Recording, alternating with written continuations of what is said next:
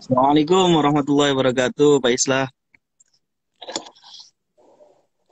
Waalaikumsalam warahmatullahi wabarakatuh. Gimana kabarnya Pak Islah? Sehat ya? Sehat, alhamdulillah. Iya. Ini sambil nyetir ini karena sama keluarga ini. Nggih, siap Pak. Cari tempat ternyata restorannya rame. Rame. Oke. Kebetulan Gus Rifil juga lagi perjalanan ziarah ke Makam Budur, gitu. Lagi nyari tempat juga. Bentar, saya juga nyari tempat yang nyaman untuk bicara. Makasih ya Pak. Oke, siap, siap Pak. Nyari tempat yang nyaman, mungkin sekitar 2-3 menit. Oke, siap Tapi Pak. nggak apa-apa, dimulai aja sampean kasih intro aja dulu ke kawan-kawan. Iya. Oke. Oke, langsung kita mulai saja. Bismillahirrahmanirrahim. Assalamualaikum warahmatullahi wabarakatuh. Hamdan wa tamjidan lillah, salatan wa salaman ala Rasulillah wa ala alihi wa sahbihi wa man tabi'a sunnatahu wa jama'atah min yaumina hadza ila yaumin nahdha. Yang saya hormati Bapak Islah Barawi, atau kita sering mendengarnya dengan sebutan Cak Islah. Beliau adalah Direktur Jaringan Moderat Indonesia. Kemudian yang saya hormati juga Pak Ayek Haryansyah. Beliau mantan pimpinan Hizbut Tahrir Indonesia yang sekarang juga menjabat sebagai pengurus di Lembaga Dakwah Nahdlatul Ulama Jawa Barat. Kemudian yang saya hormati pula Gus Rifkil Muslim, pengasuh Pondok Pesantren Manbaul Hikmah Kaliwungu Kendal, yang beliau juga sekarang masih dalam perjalanan menuju makom Kiai Haji Abdul Rahman Wahid dan sedang mencari tempat untuk bisa bergabung bersama kami di sini. Dan tak ketinggalan pula teman-teman sahabat Nuisme yang sudah hadir di malam mingguan bersama Nuisme. Alhamdulillah malam ini adalah malam keempat rutinan kita, yang sebelumnya kita menghadirkan Mustafa Debu, kemudian Bapak Kiai Haji Taufik Damas, dan sekarang menghadirkan Pak Islah Barawi, Mas Ayik, dan Gus Rifki. Oke, pada malam hari ini insya Allah kita akan berbincang santai tentang tradisi hoaks yang muncul di Indonesia seputar PKI. Tradisi ini tentunya muncul pasti pada bulan September. Bulan September datang, PKI dihembus-hembuskan lagi, dan kelompok-kelompok yang sakit hati itu kembali melancarkan fitnah-fitnah, hoaks-hoaks kepada pemerintah tentang bangkitnya PKI itu sendiri. Kita tahu kelompok itu mempunyai rutinan. Pertama, pastinya di bulan Desember mereka menggerus isu Natal, kemudian di Januari menggerus isu Tahun Baru, dan kemudian di bulan Februari isu Valentine, dan di bulan September mereka punya rutinan tradisi hoax, yaitu tentang PKI. Nah, insya Allah kita akan berbincang santai dengan Pak Islah Barawi dan Mas Ayik dan Gus Rifkil Muslim tentang bangkitnya tradisi hoax, bangkitnya PKI ini. Oke, sambil menunggu Pak Islah menemukan tempat. Ini lagi muter-muter ini. Siapa? Ini Mas Aik juga ternyata lagi nyari tempat juga lagi di jalan katanya. Ya, nggak apa-apa, kita sambil Iya, ngobrol aja. Ada beberapa hal yang akan saya ungkapkan kepada kawan-kawan oke. Nuisme dan juga mungkin beberapa follower saya yang sedang ada di majelis ini ya. Hmm, Ada silakan. beberapa yang memang mungkin selama ini belum pernah diungkap di banyak media ya soal fenomena kebangkitan komunisme ini. Ada beberapa yang menurut saya tidak pernah menemukan di beberapa media soal ini. Nanti saya akan ungkap tentang pola-pola fenomena ini ya, Hmm, bahwa ini sebenarnya bukan sesuatu yang sederhana. iya. Ini sungguh suatu fabrikasi dan isu manajemen engineering yang luar biasa. Nanti saya akan cerita soal ini. Oke, Tapi oke. santai dulu. Ini saya masih nyari ini mana ya. Karena malam minggu ini, jadi Oke. semuanya penuh. Jadi nggak enak saya nanti teriak-teriak soal radikalisme, soal gerakan-gerakan yang sedikit konfidensial misalnya di tengah Oke. publik tiba-tiba saya ditonjok orang kan nggak lucu juga. Siap. Di sini juga Jadi hadir. mohon bersabar sebentar. Siap, siap, Pak. Di sini juga hadir penonton, di salah satu penonton yaitu Kang Nur Zaman. Selamat malam Kang Nur Zaman, Komandan Densus Woi, keren. 9 Akmal Husna. Habib, Kemudian salam Habib, takdim Habib. kemudian juga hadir Kiai Haji Samsul Arifin, Ketua PWNU DKI Oh, Jakarta. iya Kiai, mohon maaf ini Kiai, ini ampun ini masih nyari tempat ini Pak Kiai tanpa mengurangi rasa takdim saya.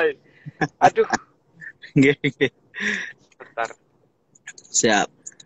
Oke, sambil menunggu eh, pemateri lainnya, Pak Ayi dan Gus Rifkil yang sedang dalam perjalanan juga, perlu diketahui bahwasanya sekarang sedang digoncangkan lagi isu bangkitnya PKI oleh salah satu jenderal, yaitu kita sebut saja namanya Pak Gatot Nurmantio.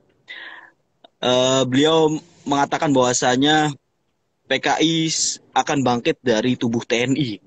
Nah, itu yang sekarang lagi digerus pada tahun sekarang, yang sebelum-sebelumnya isu PKI itu ditunjukkan langsung kepada Presiden Jokowi. Mungkin karena isu itu basi kepada dialihkan kepada Pak Jokowi. Sekarang Bapak Jenderal tersebut mengalihkan isu dengan bangkitnya PKI di tubuh TNI. Nah, makanya akan kita tanyakan bagaimana seluk-beluknya eh, kepada Bapak Islah Bahrawi. Ini saya udah dapat tempat ini. Ya, Pada akhirnya dapat ini. Alhamdulillah.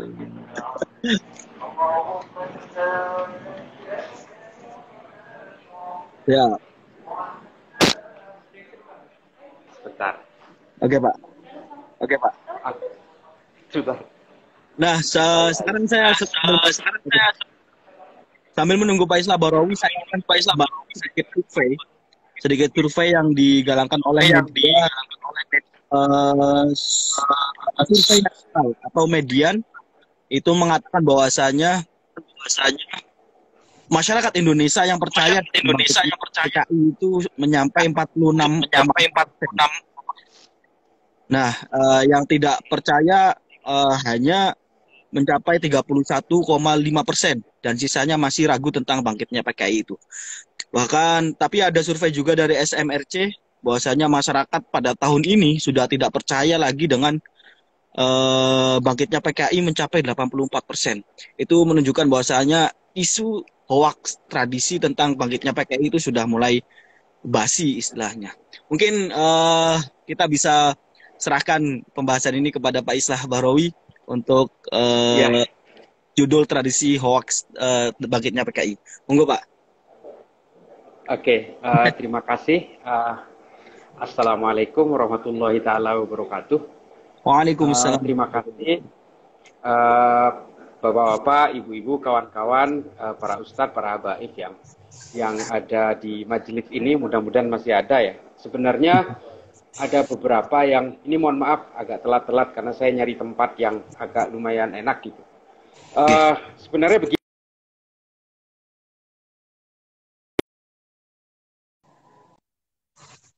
untuk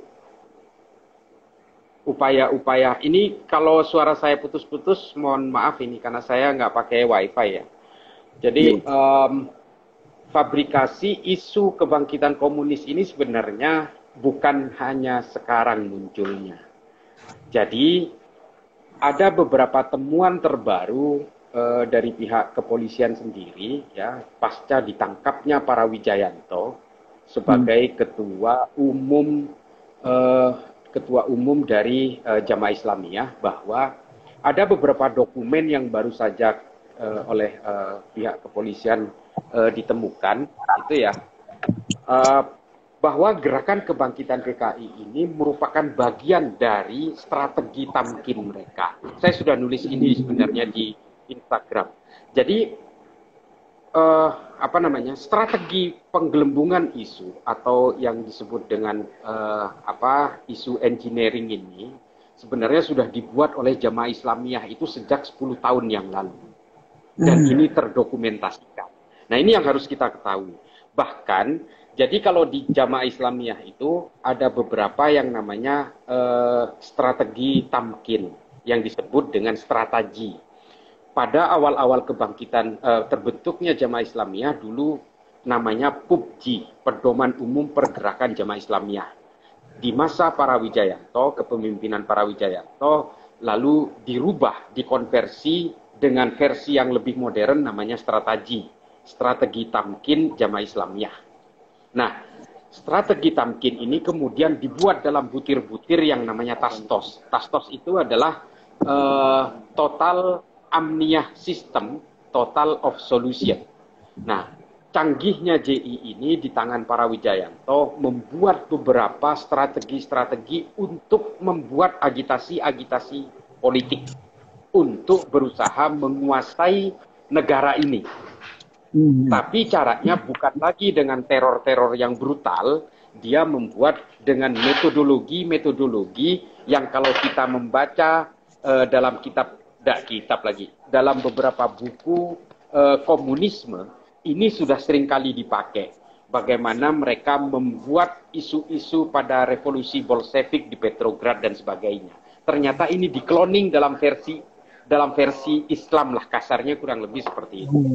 Salah satu dari strategi untuk mewujudkan marhalah ini adalah tahapan-tahapan strategi mereka untuk menguasai politik di negara ini. Ada 7 marhalah.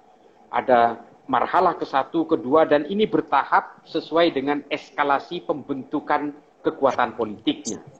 Salah satu marhalah kedua itu adalah berusaha membelah masyarakat. Membelah masyarakat yang moderat dengan masyarakat yang pro-Islam, kasarnya begitu. Salah satu strategi dari tamkin itu, dari strategi itu adalah membuat kebangkitan isu komunis di Indonesia. Bahkan di situ yang disebut sebagai I.O. I.O. itu adalah Intelligence of Information. Information and Intelligence of Organization. Jadi mereka singkat itu I.O. Nah, ini adalah bagian dari operasi intelijennya Jamaah Islamiyah. Dan di situ ditulis detail. Ini dibuat pada tahun 2010 yang kemudian digelembungkan dan dideklarasikan pada masa Ahok menjadi gubernur DKI pada waktu itu. Artinya gerakan ini sebenarnya sudah lama dilakukan oleh Jamaah Islamiyah. Anehnya di situ sudah ditulis pada tahun itu bahwa harus ada seorang tokoh jenderal dari TNI yang berKTP Islam yang juga harus ikut menggelembungkan isu ini. Lah kok kejadiannya ada pada tahun ini. Nah, ini anehnya. Apakah si tokoh ini sudah tahu soal ini, soal dokumen dari JI ini sehingga dia melaksanakan itu? Tapi yang jelas memang JI menulis itu tujuannya adalah untuk membelah masyarakat.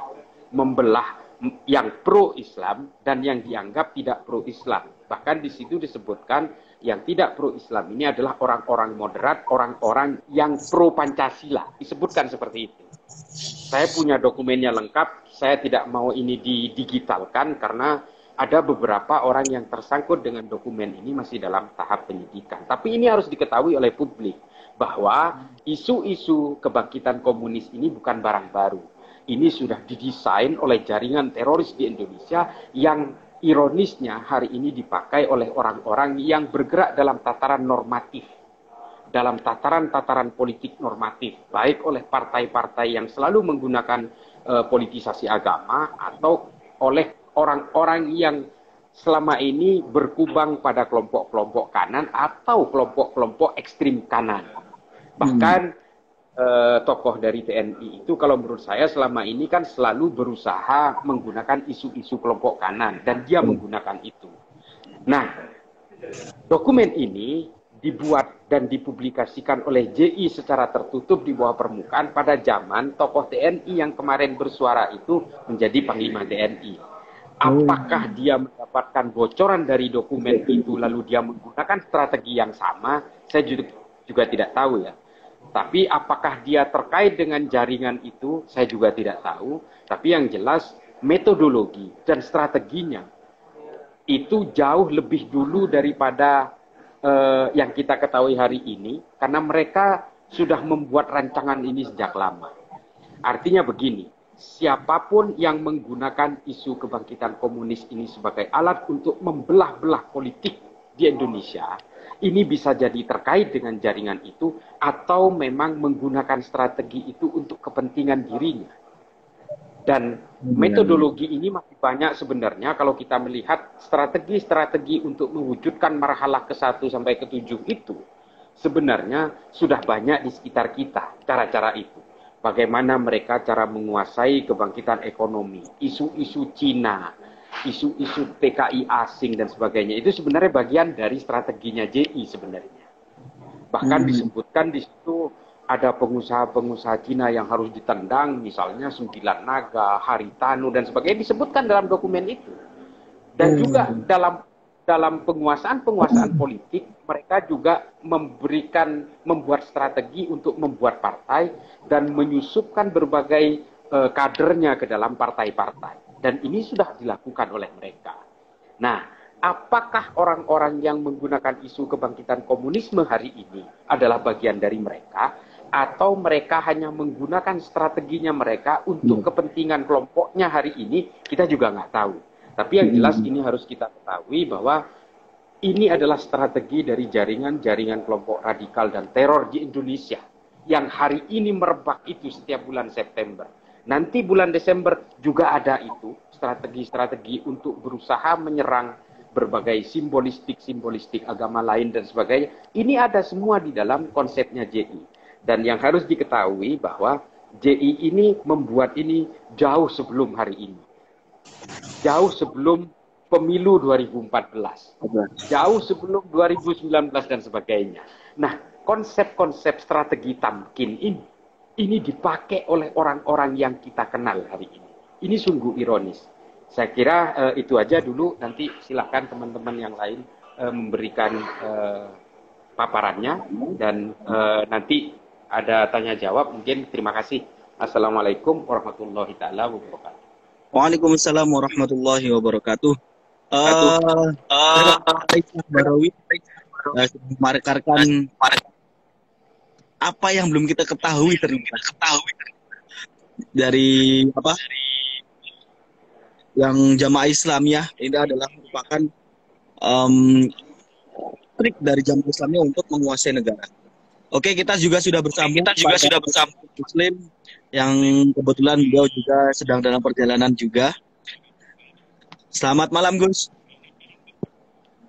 Selamat malam, Fahri. Said, Assalamualaikum. Waalaikumsalam, Gus. Oke, Gus. Ini bergerilya kita. Ini Pak Ayik juga lagi nyari tempat juga untuk berteduh. Beliau sedang dalam perjalanan juga ternyata. Nah, kita beralih ke Gus Rifkil. Gini Gus, sampean sebagai generasi muda yang meneliti juga tentang bagaimana pergerakan kaum radikalis. Nah, sekarang marak saya lihat bahkan isu ini sudah masuk dalam masyarakat desa. Saya lihat banyak postingan-postingan di Instagram dan di Facebook, banyak sekali rumah-rumah yang mengibarkan bendera setengah tiang dan percaya dengan isu bangkitnya PKI dan sebagainya. Ini oke, ini Pak Ayik. Nah, mungkin bisa disampaikan Gus, tradisi ini yang marak di masyarakat ini Gus. Oke. Assalamualaikum warahmatullahi wabarakatuh.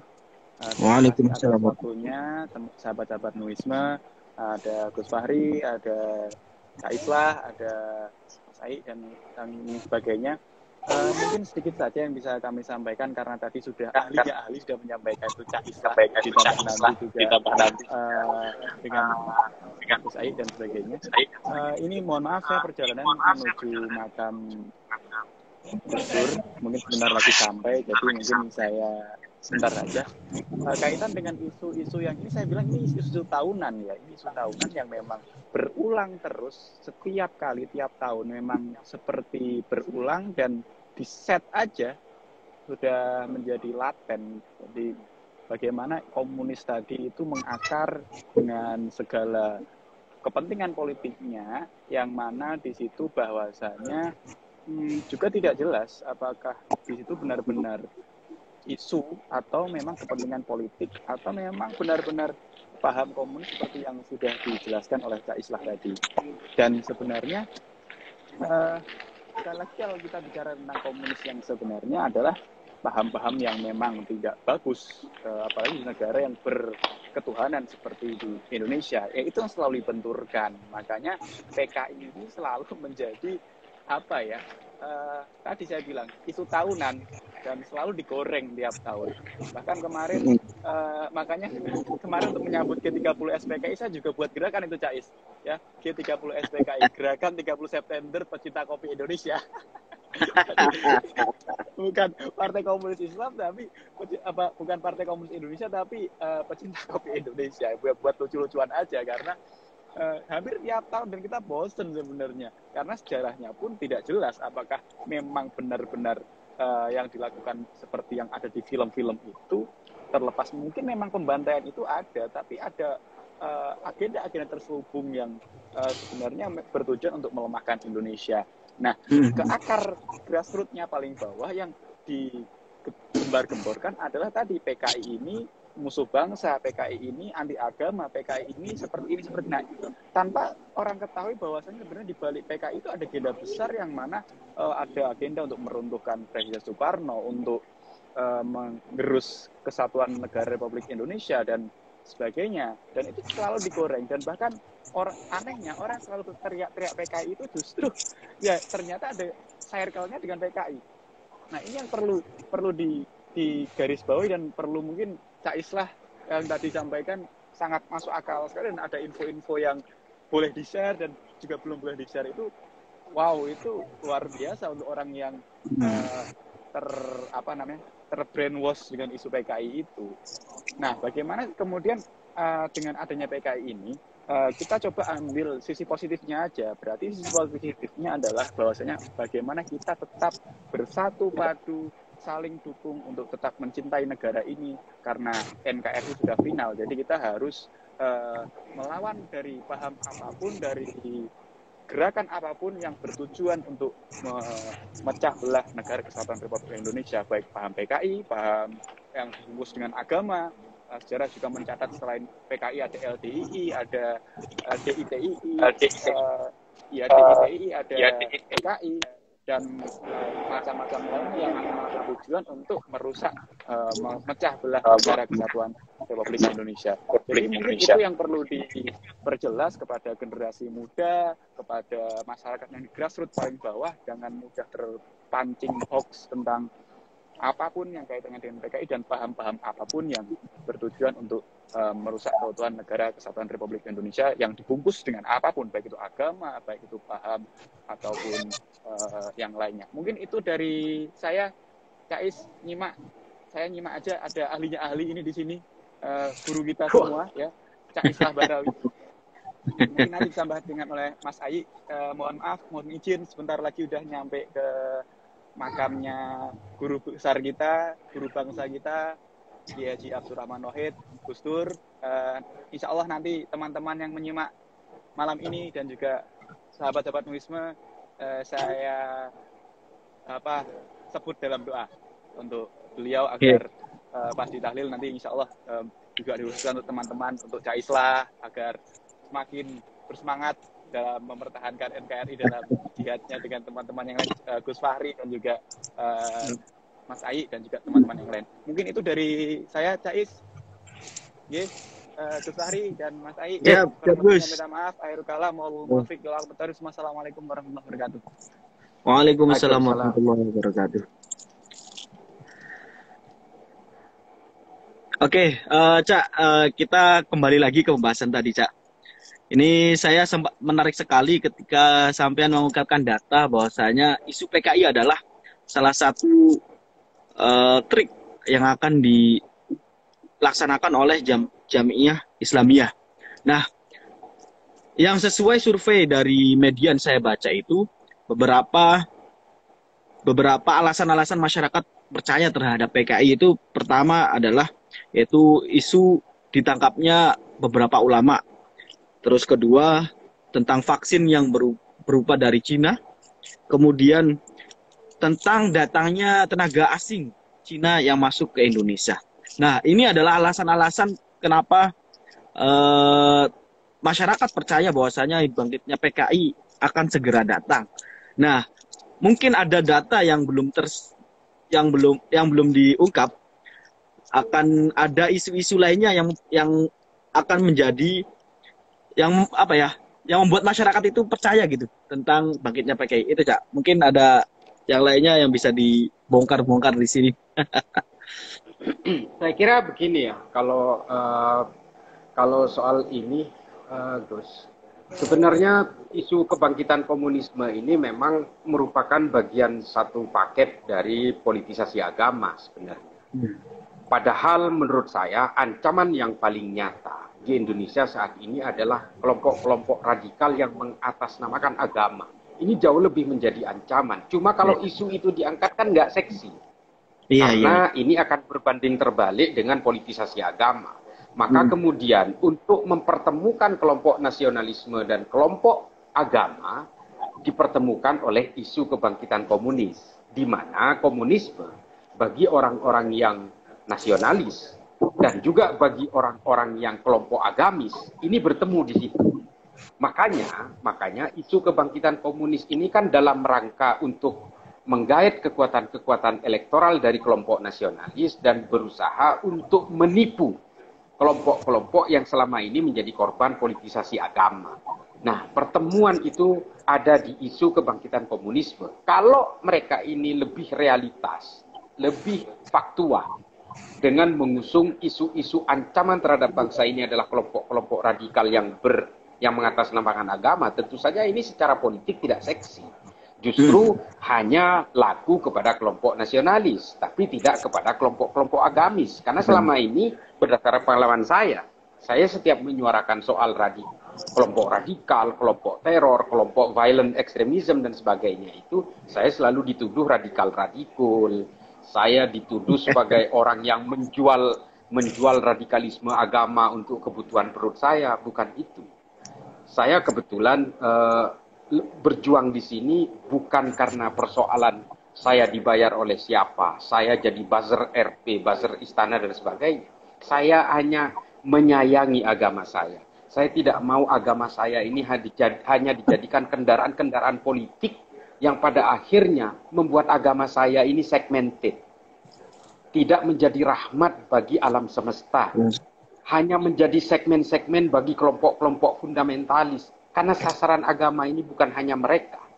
Agama ini bukan hanya harus dipeluk oleh kita hari ini, tapi juga harus dipeluk oleh anak cucu kita di masa depan. Oleh karena itu, kita harus mengembalikan daya tarik agama ini. Kalau agama ini selalu diidentikan dengan kekerasan, kebencian, caci maki dan sebagainya, maka agama akan kehilangan daya tarik. Saya kira itu ya, kalau saya di situ konsepnya. Makanya isu-isu kebangkitan komunisme, kalau istilahnya orang Amerika ya, I don't buy that. Saya tidak pernah membeli isu itu karena ini memang fabrikasi. Iya. Dan fabrikasi ini ironisnya justru dicetuskan oleh kelompok yang sudah dikenal sebagai organisasi terlarang dan yang selama ini melakukan aksi-aksi teror di Indonesia sejak tahun 2000. Ini yang kemudian menjadi ironis ketika politisi-politisi yang selama ini berada pada kursi-kursi kekuasaan normatif, kekuasaan legislatif, bahkan mantan Panglima TNI juga menggunakan postulat yang sama dengan kelompok-kelompok pengkhianat bangsa itu. Ini jelas ada dokumennya dan itu dipakai. Saya miris sekali di situ. Artinya begini, kita seolah-olah seluruh bangsa ini dijebak dalam suatu metodologi strategi mereka. Kalau kita tahu soal marhalah ke-1 sampai ke-7, semua apa yang terjadi pada lingkungan sosial kita hari ini sudah mulai memenuhi syarat untuk itu. Artinya mereka tinggal menunggu momentum saja untuk memecah belah kita, mengadu domba kita, lalu kemudian mereka dengan mudahnya akan menguasai negara ini. Ini sama persis dengan konsepnya Taliban di Afghanistan. Bagaimana mereka melakukan crawling revolution. Mereka melakukan strategi revolusi merangkak dengan cara-cara yang dilakukan oleh JI. Saya yakin JI menggunakan strategi tamkin ini berdasarkan pengalaman-pengalaman empirik mereka di Afghanistan. Saya meyakini itu karena metodologi kerjanya sama dengan apa yang dilakukan Taliban hingga akhirnya berhasil merebut Kabul. Sama persis. Nah, tidak menutup kemungkinan cara-cara ini dilakukan untuk mengagitasi, membuat segregasi di kalangan masyarakat kita, lalu mereka akan menguasai ibu kota, baik secara fisik maupun secara ideologis. Ini yang kita takutkan. Saya kira itu dulu ya. Iya, iya. Tapi Gus, Cak, mungkin saya bertanya, Cak, kenapa bisa orang-orang yang di atas itu, contoh Pak Jenderal itu, bisa mengangkat isu seperti itu gitu? Apakah itu karena emang beliau dapat misal sudah ada kontrak dengan JI atau lainnya, atau memang itu dia memanfaatkan langkah-langkah JI untuk kepentingan sendirinya? Apakah dalam pikirannya kan, dalam pikiran kita masa seorang jenderal bisa seperti itu? Ya, saya terus terang kurang tahu, tapi yang jelas di dalam strateginya JI itu ada poin itu, bahwa harus ada satu tokoh TNI yang berKTP Islam yang harus juga ikut menyuarakan kebangkitan komunis. Ini ditulis bukan hari ini oleh JI. Ini ditulis pada tahun 2014-2015. Dan ketika itu, setelah itu, ada beberapa dokumen yang terungkap akibat ditangkapnya para Wijayanto pada tahun 2018. Dan kemudian, waktu itu kan panglimanya dia kurang lebih beberapa tahun sebelum itu. Bisa saja dia misalnya mendapatkan dokumen itu dari penangkapan-penangkapan Pak Aram misalnya. Tapi saya juga nggak tahu, ini hanya asumsi saja. Tapi yang jelas, kok bisa sama persis metodologi ini dilakukan oleh beberapa orang hari ini. Saya nggak tahu, ini soal asumsi saja. Tapi kalau mau dibilang kebetulan, ya kok tidak. Karena memang konsep ini sudah jauh hari dilakukan. Tapi memang kalau kita melihat konstelasi bagaimana isu-isu politik itu digulirkan menjelang 2024, memang tidak menutup kemungkinan bahwa ini adalah bagian dari strategi-strategi politisasi agama yang nantinya akan mencapai titik kulminasinya pada tahun 2024. Ini kan gejala-gejalanya sudah ada. Apalagi dengan munculnya partai-partai yang seperti Partai Umat misalnya, partai-partai yang mengatasnamakan Islam misalnya, ini akan menjadi pertarungan elektoral yang sempit, yang justru saling memakan di antara mereka. Itulah mengapa saya mencurigai, bukan mencurigai, mungkin semua orang juga punya pemikiran yang sama. Untuk supaya kue-kue dari kekuatan elektoral para pemilih Islam ini supaya tergerus, mereka berusaha menyerang PDIP. PDIP berusaha diidentikan dengan komunisme dengan harapan kelompok-kelompok pemilih Muslim yang selama ini memilih PDIP itu tergerus dan lari ke mereka. Ini kan gejalanya sudah ada, cuma kan nggak pernah diomongkan secara terang-terangan. Tapi kalau saya terus terang mencurigai itu dengan harapan kekuatan elektoral PDIP akan tergerus dan lari ke mereka. Iya. Makanya ini kan tujuan grand design-nya kan sebenarnya seperti itu. Selama ini kan secara pengalaman ya, pada tahun 2014 dan 2019, isu-isu politisasi agama ini kan sudah digelembungkan paksa. Tapi kelompok kanan kan selalu kalah di 2 pemilu. Akhirnya mereka mungkin punya konklusi, kalau PDIP ini tidak digerus, kita akan kalah lagi di 2024. Oleh karena itu, grand design yang dibuat hari ini dan mungkin waktu-waktu ke depan adalah mengurangi kekuatan elektoral PDIP. Kalau tinjauan politik saya ya kurang lebih seperti itu. Tapi kan ini bukan ranah saya kan bukan pengamat politik sebenarnya. Iya.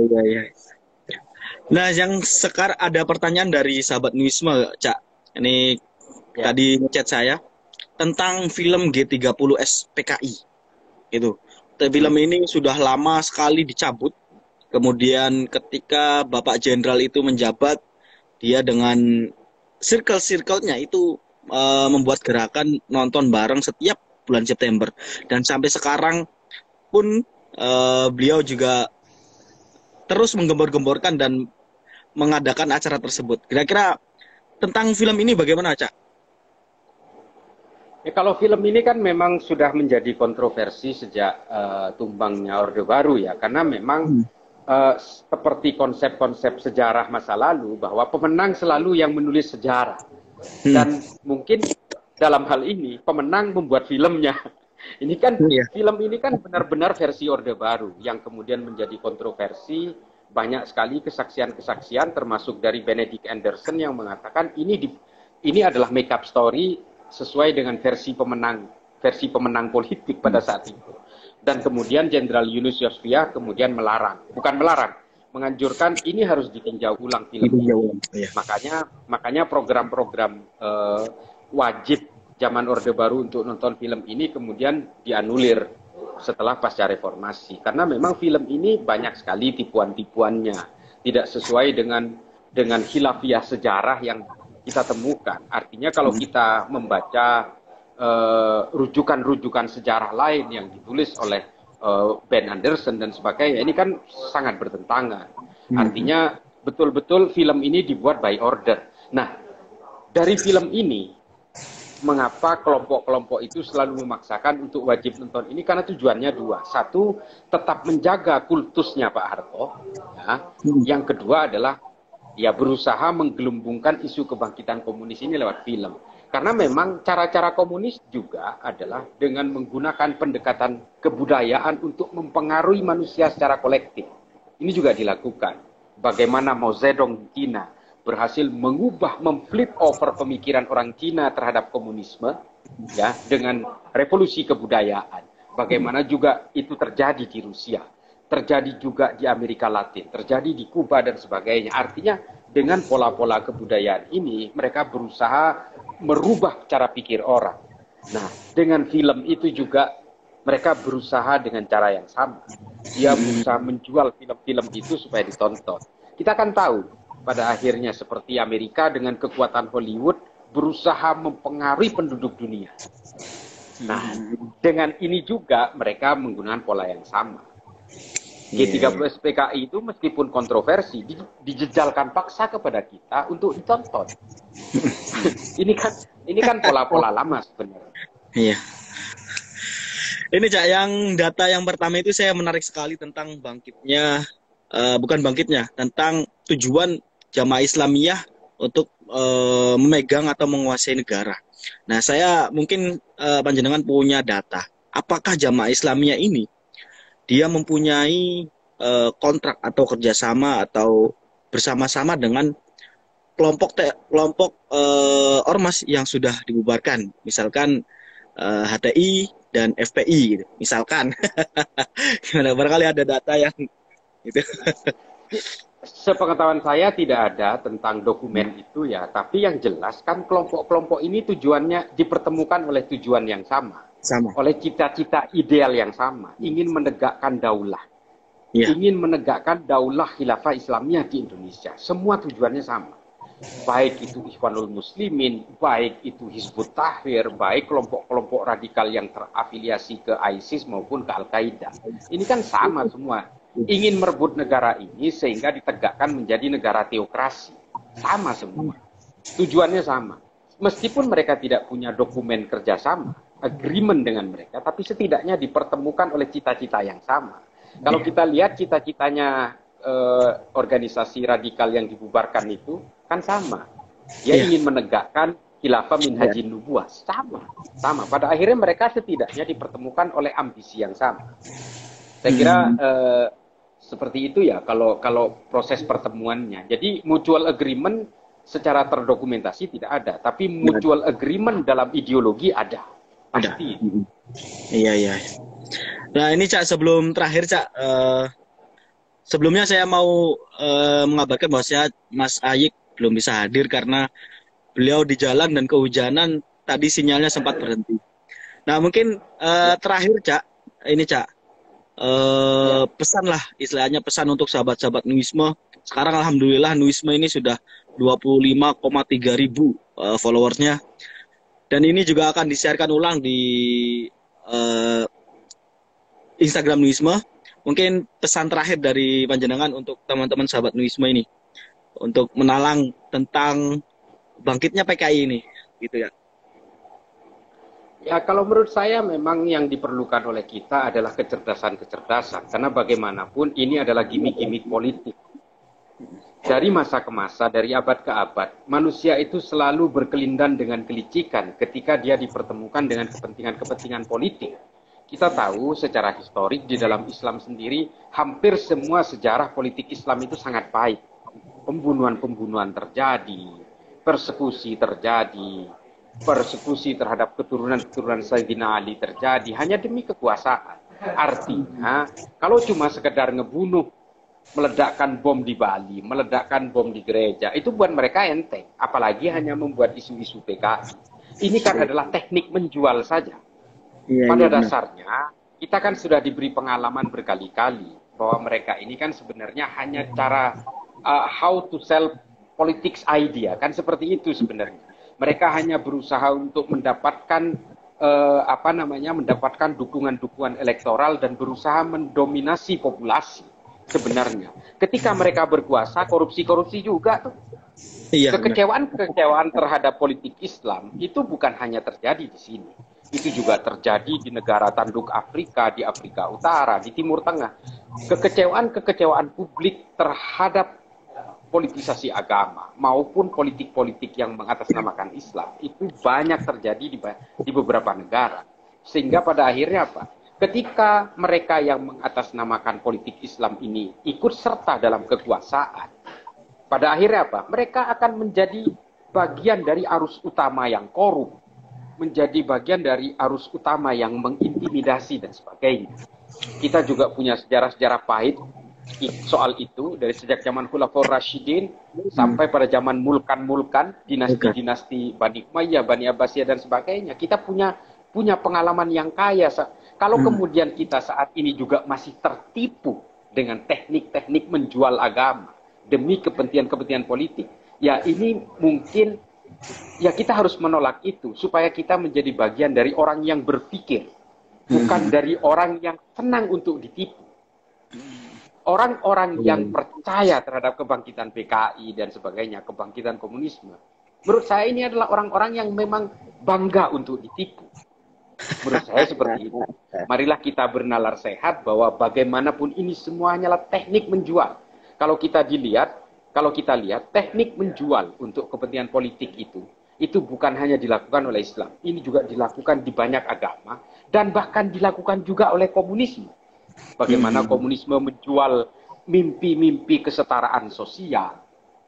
Bagaimana kelompok-kelompok beragama memberikan mimpi kejayaan agamanya. Ini kan sebenarnya pola perilaku yang sudah terjadi berabad-abad. Kita jangan mudah tertipu. Kita harus punya